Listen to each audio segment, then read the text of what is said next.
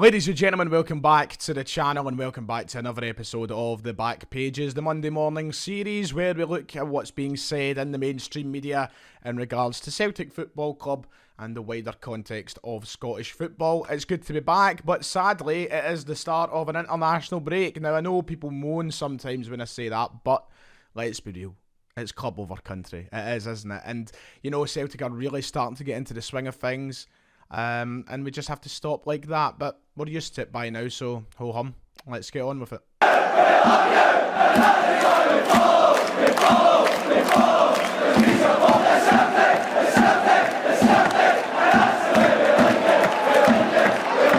So then, we know what this series is all about by now. We know how we roll. If you are new to the channel and you are new to the series, please be sure to press the big red subscribe button down below.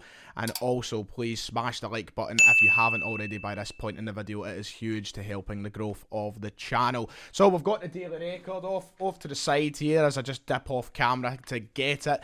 Now, let's just touch on the result yesterday. Massive again for Celtic. A 4-2 win against Dundee at Dens Park. Rangers also went on at 3 o'clock to win against Ross County, which means there is a 4-point gap heading into this international break. Not ideal for Celtic, but if we focus on the main thing is that we have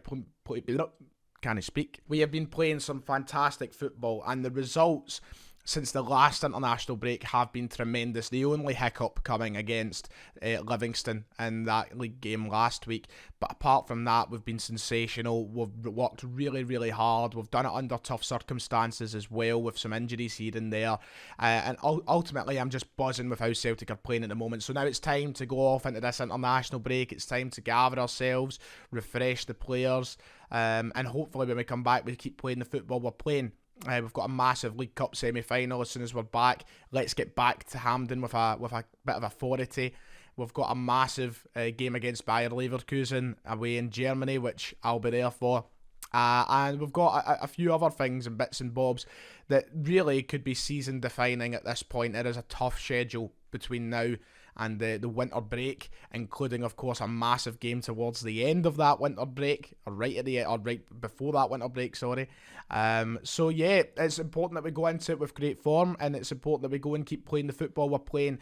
Ange Postecoglou is really getting it together with this group of lads now, and we're looking like a team, we're looking like a confident unit, and everything's just flowing well. So on that note, there we go, back page. What's that? Massive photo of the... Oh, there's a wee slip out here. What's this? Over 50s planner.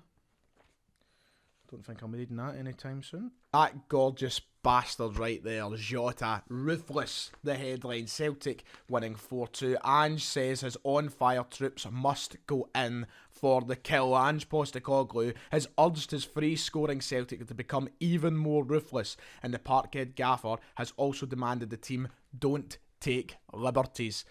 Go in for the kill. I love that. And that's what we do. We have to do that. There's been so many performances this season where I feel like we've been shortchanged in a way. And that isn't me moaning at Celtic. That's not me moaning at Ange Postecoglou and the players. But sometimes I feel like we could get so much more. Games where we're scoring 2, 3, even 4 could be 5, 6, 7 or 8. You know, we really can be more ruthless. And that headline there, we already are. And this man is a massive part of it.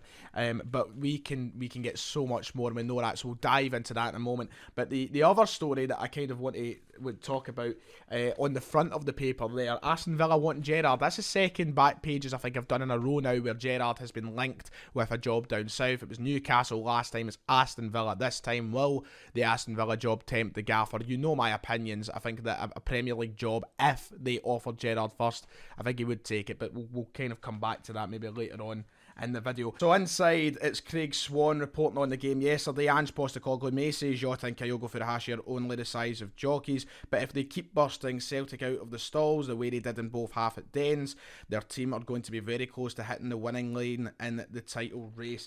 I honestly look at those two players right now and I see them as the two best players in the country. I made this very evident yesterday. I made this very vocal yesterday.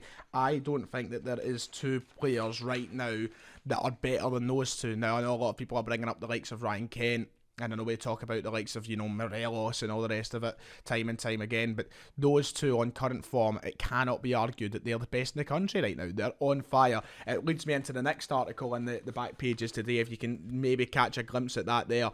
Kyogo is so good, it's frightening. Anthony Ralston almost jumped off his chair when the victim of Kyogo Furahashi's one-off scary prank, but the informed right back is more delighted to see Celtic's Japanese star regularly spike terror into the hearts of the opposition defenders. And I think he's quite right in saying that he's so good it's frightening. We have won a watch with this guy. We have won an absolute bargain of a signing, I would say. What is it, 12 goals now he's scored since arriving at Celtic. That return is tremendous for the beginning of November. We're in the 8th of November right now, and the guy scored 12 goals. Now that is just magical. We continuously talk about what Edouard and Dembele brought to the side as quality strikers. We always raised this topic of maybe they were the two best strikers we've had at the club since Henrik Larsson. We've been blessed with great strikers since the early 2000s, but we've always raised this topic of Dembele and Edouard being the best since Larsson came. Now, the way that Kyogo is going, we're going to be raising that conversation again, and we're going to be talking about that same thing again, because there is an argument for whether or not Kyogo can reach that level. Not the level of Henrik Larsson, I think that would be bizarre to say, but the level of your Moussa Dembele's and your Odsonne Edouards. Of course, they've went away, they went to France and England respectively, and they're doing a great job at that themselves.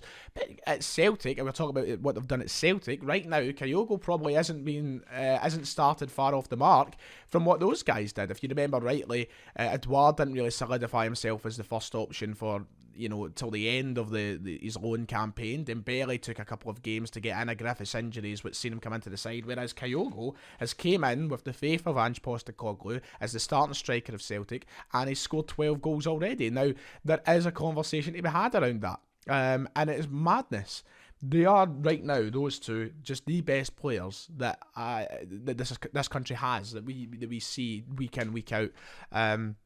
And God, Tony Ralston isn't far behind them either, by the way he's playing at the moment. So, but those two, just unbelievable. And Tony Ralston given all sorts here. So, a few of the quotes. The movement of the boys up top is brilliant.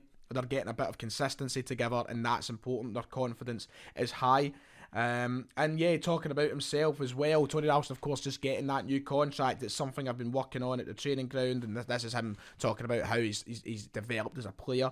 My final ball, and when I'm in that area to take my time and pick someone out, I'm happy I've been able to do that. Tony Ralston has obviously improved a dramatic amount, and to see this piece, it's really nice to see this interview with Tony Ralston here, because he speaks so well, and he's given himself, as much as a footballer he's improved as someone you look at as a person as well. The more he's been speaking recently, the more opportunities he's had with the media, the more opportunities he's had to kind of express what it means to be at Celtic and what it means to him to play for Celtic. The more you buy into him, the more you love the guy. And this is another one of these interviews, everything from ranting and raving about his teammates to bigging himself up. He's a guy that's worked so hard, and it's nice to see the confidence that he's gaining in himself. Just to touch on that bit at the start of that story, the prank with him and Kyogo, absolutely hilarious. Ralston absolutely keeps himself fantastic. So let's move on to the hotline then, shall we? What are the people saying? These are where we move away from the journalists a little bit. The hotline quote of the day: Ralston's non-inclusion is a red flag. He is the best right back in Scotland, stronger defensively than Stephen O'Donnell and Nathan Patterson. Is it wrong? Right now, there's no argument. He's the best right back in this country at this moment in time. Certainly the best Scottish right back in this country at this moment in time. And I'll reiterate, I think Patterson is a talent. He's got quality. But there's no way that he should be getting picked over Anthony Ralston at this moment in time. I think that O'Donnell's the more criminal one. That's the one that baffles me the most. But Ralston not being included is one of those red flags, those selection red flags that we see every now and then. And people were quick to... And my dad, he always raises the point. My dad grew up watching, of course, the Lisbon Lions, and he's always quick to raise the point, when back in 67, Billy McNeill wasn't even getting in the Scotland team, and Jimmy Johnson wasn't even getting in the Scotland team. It's always been a problem, Celtic players never getting picked or not getting picked for the national team. But in my lifetime, it's once again a manager who doesn't really want to go with the form or the players who are playing well. He's sticking with his gut. He's sticking with guys that he's used before rather than using his head. And look, if it works for Clark this week, it works for Clark. But there's no way you can tell me that Ralston isn't an improvement on what we have at the moment. These stats got to show that. The assists he's got has got to show that. And I think he'd be a valuable asset to this Scotland side. But a lot of people on the hotline, and just like Keith Jackson as well, banging on about the stuff with the minute silence and all the rest of it. So there's a lot of talk on that in the papers this week. But apart from that, a lot of just the match reviews. Rangers at the weekend. Will Gerrard head to Aston Villa? We do get this pull out. We've got the winner, as I said, Keith Jackson mumping and moaning. But yeah, Jota, he's taking all the headlines. That massive photo of Jota again. I can't even hold it up right, but massive photo of Jota again. And things are just going so well at the moment for Celtic. Things are just going swimmingly, and I'm just happy. I'm happy with Ange Postecoglou. I'm happy with this Celtic side, and everything that's been said there by Tony Ralston as well. There's a real positive vibe at Celtic Football Club right now, and that's what matters. The kind of 180 flip from last season was huge. We needed that, and there was even a point this season, if you remember rightly, not even that much more than a month ago, where things were a little bit gloom, but we've picked it up, and Ange has stayed strong mentally. The team have stayed strong mentally, and the fans have been there backing them as well. I'm absolutely chuffed at the moment to be a Celtic fan, and I'm hoping that we pick this up after the international break and keep going. But yeah, let me know your thoughts in the comments below. Let me know your opinions, like and subscribe, and I'll see you all next time.